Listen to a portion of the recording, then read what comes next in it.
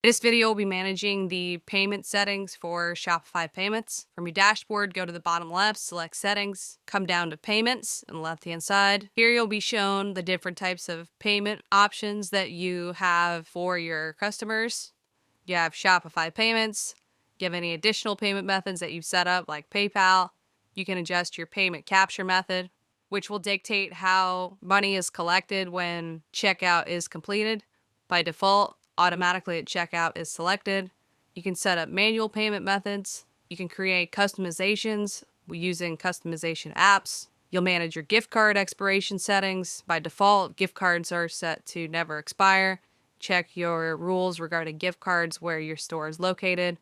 And then you can set up Apple Wallet passes. You'll need to activate this prior to customizing it, but then your customers will be able to give a digital Apple Wallet Pass gift card to be able to use online or in your retail stores. Once you've made your edits, if you'd like to manage your Shopify payments, select Manage in the top right-hand corner.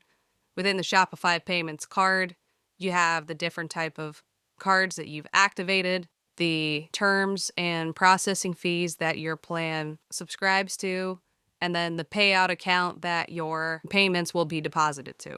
Because we're on a development store, this is not able to process real payments, and some of the information is not set up. To manage your Shopify payments, select Manage. Here you'll be able to see your payment rates for your online standard, premium, in-person. In-person being either if you use the Shopify POS or another in-person method for brick and mortar.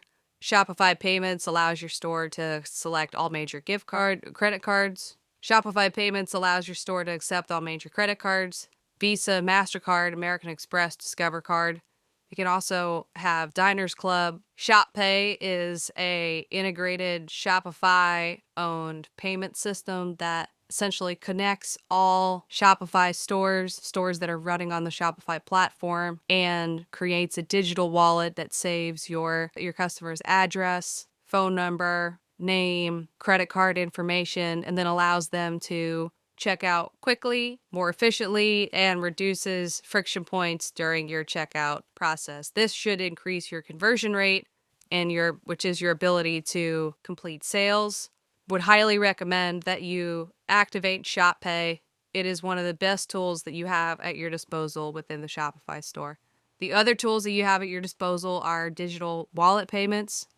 The other thing that you have at your disposal is digital wallet payments with the 4 major wallets of Apple Pay, Google Pay, Meta Pay, and Amazon Pay. The rates for those specific wallets will apply. And this allows your customers that keep digital wallets within these other platforms to check out using those on your store. For all 5 of these options, the goal is to create the most efficient way for a customer to go from browsing to sale complete by removing obstacles and points in the process where they can have second thoughts. So activate those that you see applied to the customers that you sell to, and then adjust your experience based off of how you feel. Maybe too many options potentially is now creating an obstacle the same way no options did. For payouts, you have your payout account. This is visible on the previous screen. This is a place where you can manage it, where you can change your bank account that is attached to where payouts are, where the money that is paid by customers will go into a holding account owned by Shopify and then be moved to your payout account at the rate that your store is set up for. Your payout statement descriptor is the way that the Shopify deposits will be seen within your bank statements. You want to make sure that these reflect what you want them to reflect, whether that's the platform you're using, if you have multiple sales channels, if it's the platform and the business, if you're running multiple businesses and brands under one umbrella. Make your adjustments here in the screen, and then you can adjust your payout schedule to be every business day, every week, or every month. By default, notifications for every time you receive a payment are, by default, getting notifications every time you receive a payout is selected. Would recommend that you keep it that way. For fraud prevention, this is if your customers attempt to use a fake stolen or out-of-date credit card and commit fraud within your store. This adds extra security and automatically declines charges if different parameters are not set up. The AVS postal code is the postal code that's attached to the card that's being used. And then the CVV verification is when you have that card and there's the small numbers that are written on it. You can select what you feel comfortable with, and that will apply across your store. For the customer billing statement, this is the way your store name and phone number will actually appear on your customers' bank statements, whereas the payout descriptor is what will show on yours.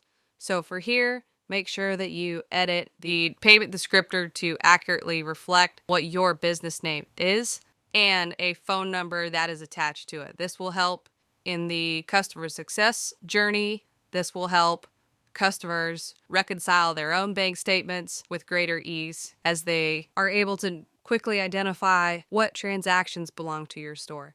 If at any time you have issues or need to do setup and configuration and you need to go into test mode, you can do so within this screen by selecting Enable Test Mode. This will allow you to collect test payments without impacting your real-world payments. If you need to deactivate Shopify Payments, you select it here, go through that process. If you need to switch over to a third-party provider, Shopify offers a bunch of different options. You can do so by selecting here, which is going to be covered in another video. And then once you're done, select Save in the bottom right-hand corner. If you found this video helpful, click subscribe down below and follow us for more on setting up and running a business online.